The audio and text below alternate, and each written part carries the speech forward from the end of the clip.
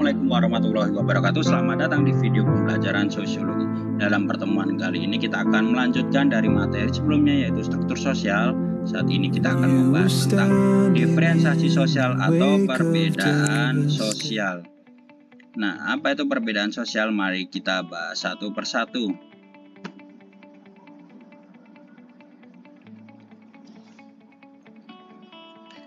Ya, bentuk dari struktur sosial itu dibagi menjadi dua, yaitu diferensiasi sosial dan stratifikasi sosial. Diferensiasi sosial itu sendiri sebenarnya berasal dari kata different. Different itu berbeda ya. Berbeda apa? Kalau dalam kondisi sosial kita bisa melihat perbedaan dari ciri fisik, budaya maupun sosialnya.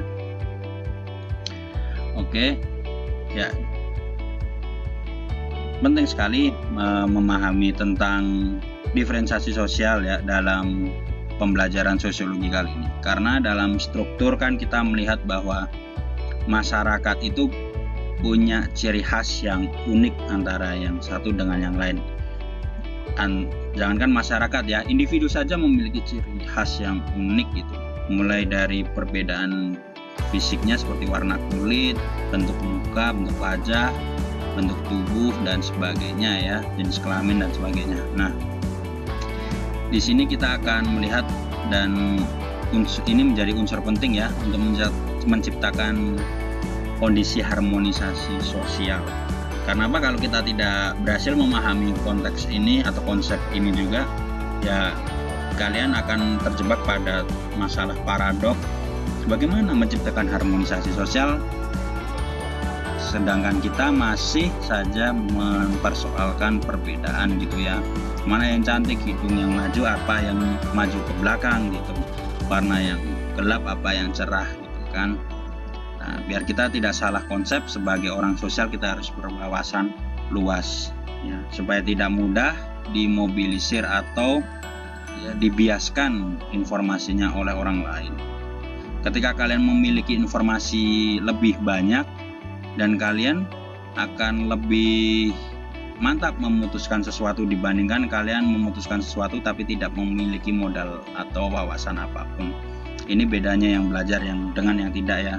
Oke, definisinya ya dari diferensiasi sosial itu sendiri kan berasal dari kata different ya. Sama, menurut kamus itu penggolongan terhadap perbedaan tertentu yang biasanya sama atau sejenis. Menurut Suryono Sukamto, diferensiasi sosial merupakan variasi diantaranya pekerjaan, prestis atau harga diri atau kebanggaan dan kekuasaan kelompok dalam masyarakat yang dikaitkan dengan interaksi atau akibat umum dari proses interaksi sosial yang lainnya. Nah, ini yang paling pokok dari materi ini ya, yaitu diferensiasi sosial dibagi menjadi 3 ciri pokok, yaitu fisik, sosial, budaya. Fisik itu meliputi rambut kalian, warna kulit kalian, bentuk muka kalian ya. Nah, ini yang sering kali masih diributkan ya, masih belum, mungkin ada yang sudah selesai, ada yang belum, bahwa kenapa sih cantik itu selalu identik dengan warna kulit putih, padahal kan kalau orang Indonesia juga nggak putih-putih amat ya, putihnya mungkin putih langsat atau lebih ke masih sawo matang ya, kecuali kalian punya genetik lain gitu, jadi bisa menimbulkan warna kulit yang berbeda dari yang lain. Tapi kenapa itu menjadi standar? Sedangkan kalau kita melihatnya ini sebagai diferensiasi perbedaan, ya hanya berbeda saja warna kulit, mau merah, kuning, hijau, dan sebagainya, itu hanya perbedaan, tidak berarti yang warna putih itu lebih bagus dari warna yang hitam atau yang gelap. Nah, seringkali ini menjadi ya semacam standar yang keliru. Tapi banyak sekali yang memanfaatkan situasi ini seperti produk pemutih wajah. Bayangkan kalau standar kecantikan kita bukan putih tapi warna gelap, mungkin bukan pemutih tapi penggelap atau penghitam wajah mungkin misalnya ya, itu yang akan lebih laris. Terus Pak, memang menurut saya yang cantik itu yang putih ya, itu selera. Tapi selera secara sosiologi pun dibangun secara konstruksi. Mungkin kalian waktu kecil sudah terbiasa melihat yang indah itu selalu disimbolkan dengan yang cerah putih. Jadi wajar sekali kita juga akan menilai seperti itu. Sedangkan yang hitam selalu disimbolkan sebagai kegelapan dan sebagainya. Itu untuk hal lain mungkin bisa tepat, tapi untuk ciri fisik sebenarnya kita jadi agak semacam diskriminasi jatuhnya ya. Bayangkan kalian lahir dengan warna yang tidak kalian bisa pilih, tahu-tahu disimbolkan yang tidak baik, itu kan pasti rasa kalian seperti apa ya, kepercayaan diri. Ada kok videonya di YouTube, kalian bisa banyak melihat. Itu sangat kasihan sekali. Memang produk kecantikan sebenarnya agak kurang tepat di beberapa hal gitu. Makanya sebagai sosiolog atau orang yang belajar sosiologi ya, kalian harus paham betul makna di baliknya. Nah, silakan cantik, silakan memutihkan wajah, silakan oplas dan sebagainya, tapi kita juga tidak melihat bahwa yang tidak warnanya putih itu atau yang warnanya gelap itu tidak selalu lebih rendah dari kita. Bisa jadi dia lebih glowing, gelap-gelap glowing, dan lebih apa ya istilahnya ya, mungkin keren gitu. Artinya kita tidak menganggapnya lebih rendah, tapi sama, cuman mereka memilih hal yang berbeda dari kita. Sedangkan kita yang berwarna gelap juga tidak menjelek-jelekan, wah kamu terlalu putih dan sebagainya ya. Kita juga tidak menjadikan standarnya. Itu pilihan mereka mau oplas dan sebagainya. Oke, berikutnya ada ciri sosial. Nah, seperti ada organisasi, ada ormas gitu ya, ada keanggotaan dari profesi tertentu ya. Misalnya kan ada komunitas guru, ada komunitas apa. Nah, itu kan beda tiap satu dengan yang lain. Keanggotaan agama saja juga berbeda ya. Ada banyak sekali. Ada Muhammadiyah, Nahdlatul Ulama, ada FPI, ada apa dan sebagainya. Nah, itu ciri sosial. Berikutnya ada ciri budaya. Ini yang dibangun dan dikonstruksi oleh masyarakat juga, seperti norma, adat, kebiasaan, bahasa, agama, dan keyakinannya. Ya kan, misalnya bahasa Sunda ya berbeda dengan bahasa Betawi, dengan bahasa Sunda, dengan bahasa Minang, misalnya seperti itu. Itu kan hanya cara hidup, cara berinteraksi, cara berdialek antara satu daerah ya kan dengan daerah yang lainnya yang beradaptasi dengan kondisi lingkungan hidupnya. Ya, berarti ya, sejarah juga yang membentuknya. Jadi ya ini bahasa mana yang lebih bahasa Inggris lebih bagus dia dipakai, ya enggak juga gitu kan. Dari konteks ini kita melihat itu hanya cara berinteraksi yang antara satu budaya yang satu dengan yang lainnya itu memiliki perbedaan seperti itu ya. Lanjut ke bentuk-bentuknya. Ada ras, ada etnis, ada agama, klan, profesi, gender, jenis kelamin ya. Gender sendiri nanti akan kita bahas lebih khusus. Ras, warna kulit sudah dibahas ya. Nah, kalian bisa membacanya. Nanti Bapak akan share penjelasannya lebih dalam. Di situ ada klasifikasi ras utama besar ya. Ada Australoid, Mongoloid, Kaukasoid, Negroid, ras-ras khusus. Nah, itu kalian bisa melihat dari perbedaan warna kulitnya. Ini tersebar di Papua Nugini dan Australia. Suku ras, sukunya aborigin, rasnya Australoid. Nah, berikutnya ada ras Mongoloid. Nah, itu di Asia ya, sebagian besar Asia. Dan menarik, ada di Amerika. Kenapa Amerika selama ini selalu dinegasikan, selalu disimbolkan dengan kulit putih ya, padahal Mongolnya Amerikan, apa suku Indian. Kalian bisa melihat jelas Muhichan itu videonya tentang sejarah penduduk asli American Mongoloid. Berikutnya, nah ini ras yang mungkin selalu menjadi patokan dunia ya, ras dengan kulit putih dengan rambut pirang. Tapi juga ada yang orang Eropa kan tidak semuanya pirang ya, ada yang gelap juga. Nah, ini persebarannya ada di India, ada di Timur Tengah, ada di Eropa, dan sebagian ada di Afrika ya. Tapi itu juga para ekspatriat misalnya. Oke. Sudah tidak asing lagi ya dengan warna kulit ini. Berikutnya ras Negroid. Nah, ini ada tersebar di wilayah Afrika ya, sampai Afrika Selatan. Nah, dari sini kita bisa melihat bahwa ya nggak ada yang lebih cantik, mana yang lebih jelek atau cantik. Itu bukan indikator ya. Cantik itu relatif sebenarnya ya. Kalau warna selera sih, tapi hitam putih itu ya anugerah menurut pandangan ini ya, diferensiasi.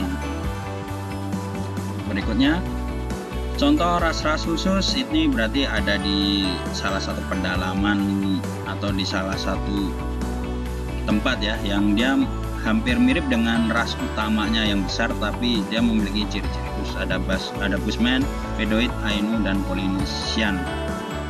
Oke. Cepat saja. Berikutnya ada diferensiasi etnis. Nah, ini suku bangsa di Indonesia ya. Oh, ada banyak sekali, ini suku besar ya yang ada di Indonesia ya, hampir 1.200-an lebih sih suku bangsanya. Berikutnya ada diferensiasi klan atau keturunan ya. Nah, jadi jangan salah bahwa khususnya di Indonesia ada banyak sekali klan yang ini ya, berbeda tipe klannya gitu. Ada matrilineal, ada patrilineal, bilateral. Matrilineal itu berarti kekeluargaan kita itu dilihat dari seorang ibu ya. Nah, itu biasanya ada di masyarakat Minangkabau ya, dimana ya segala sesuatu termasuk hak warisnya berasal dari ibu dilihatnya. Sedangkan patrilineal berdasarkan dari ayah ya, ini biasanya orang Batak ya, termasuk marganya pasti keturunan dari ayahnya. Sedangkan bilateral ini perpaduan keduanya ya, ini sudah sudah masyarakat yang umumnya sekarang ini sudah tidak melihat lagi dari mana asal usul kerabatnya. Bentuknya diferensiasi agama ya, kita sudah tahu bahwa dalam sudut pandang ini ya, agama itu berbeda gitu ya di seluruh dunia, belum lagi dengan aliran kepercayaannya. Nah, ini kan masalah keyakinan, jadi sangat sensitif sekali ketika kita memiliki perbedaan keyakinan terus kita merasa paling ini ya, paling unggul secara ini dan sebagainya. Nah, karena keyakinan itu letaknya di individu dan paling dalam dari individu ya, hati atau perasaan manusia itu sendiri ya. Jadi menurut saya ini jangan menjadi persoalan yang menimbulkan perpecahan. Berikutnya ada diferensiasi profesi ya. Profesi itu juga perbedaan loh. Pak, misalnya itu ada tukang sapu bersih-bersih sama pilot, kan besaran pilot gajinya, kok tetap dilihatnya diferensiasi perbedaan sederajat misalnya. Ya, kalau dari konteks diferensiasi ya, mereka hanya berbeda profesi, fungsinya juga berbeda, manfaatnya juga sama gitu kan. Sekarang bayangkan kalau di dalam kota tidak ada tukang yang bersih-bersih, pasti kota juga akan bermasalah. Dan bayangkan juga kalau banyak bandara, banyak pesawat tapi tidak ada pilotnya, juga jadi masalah ya. Bagaimana kita bisa terbang ke luar negeri misalnya atau ke daerah lain. Dua-duanya punya fungsi dan peran yang berbeda saja. Nah, perkara kalian melihat prestis dan melihat tingkat ekonomi pendidikannya, ya kedua tadi ya, antara tukang bersih-bersih dengan pilot ya ada perbedaan, makanya nanti itu akan dibahas di stratifikasi. Jadi melihatnya secara profesi itu sama, tapi secara apa? Mungkin pendidikan ada perbedaan, secara apa lagi, kekayaan mungkin juga ada perbedaan itu ya. Berikutnya ada diferensiasi jenis kelamin. Nah, ini yang perlu digarisbawahi ya, atau mungkin kita masih salah persepsi. Jadi ya, itu menurut Giddens, gender merupakan perbedaan psikologi, sosial, dan budaya antara laki-laki dan perempuan. Menurut Calhoun, perbedaan antara laki dan perempuan yang dibentuk secara sosial dan budaya oleh masyarakat. William, gender adalah cara berperilaku bagi pria dan wanita yang sudah ditentukan oleh kebudayaan. Nah, dari tiga ini saja kita bisa melihat ya, kita menggunakan istilah gender dan seks itu sebenarnya berbeda. Seks itu jenis kelamin, hanya laki-laki dan perempuan, tidak bisa dipertukarkan. Kalau laki-laki kodratnya apa, perempuan kodratnya apa. Ya kalau perempuan kan kita tahu melahirkan, hamil, menyusui. Kalau laki-laki ya yang membuat hamil gitu kan ya. Itu kodrat yang sudah tidak bisa dipertukarkan ya. Kalau dipertukarkan ya kacau tatanan struktur sosial kita sebenarnya. Nah sebenarnya yang banyak bisa dipertukarkan itu adalah gendernya. Gender itu apa? Gender itu bukan tadi ya, bukan terus operasi alat kelamin juga bukan. Gender itu lebih ke peran sosialnya. Seperti zaman dulu laki-laki itu lebih banyak yang bekerja, sedangkan perempuan itu hanya memasak, hanya di dapur saja ya. Dia tidak punya kesempatan untuk sekolah, untuk bekerja, untuk mencari uang. Tapi sekarang karena ada perubahan modernisasi zaman, perempuan juga bisa berperan di masyarakat untuk ya membantu suaminya mencari uang. Dan laki-laki sekarang sudah tidak tabu mengasuh anak ya, mengganti popok, memasak dan sebagainya. Itu karena apa? Karena konsep gendernya sudah berbeda dari zaman dulu dan sekarang. Jadi gender itu bukan yang ini ya, bukan yang masalah seksualnya ya, itu salah kaprah sebenarnya. Banyak sekali konsep-konsep yang dibiaskan ya, mungkin supaya ya orang-orang yang memiliki hasrat untuk berpindah jenis kelamin seksualitasnya, mungkin biar supaya dapat tempat, padahal gender bukan masalah itu ya. Gender itu apalagi misalnya ada yang bisa mencontohkan gender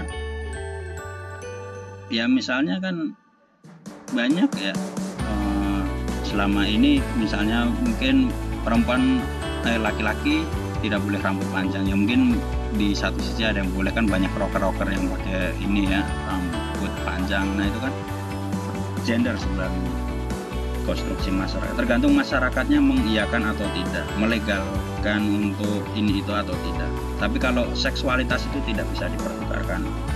Sekali lagi, diferensiasi gender dan seksualitas itu berbeda. Oke, ya jelas pengaruhnya diferensiasi sosial itu memberikan kemajemukan atau keberagaman di masyarakat. Oke, sekian penjelasan dari video ini. Jika ada yang mau ditanyakan silahkan diskusi di kolom komentar atau di kolom YouTube atau Japri. Kurang lebihnya Bapak mohon maaf. Sekian. Assalamualaikum warahmatullahi wabarakatuh.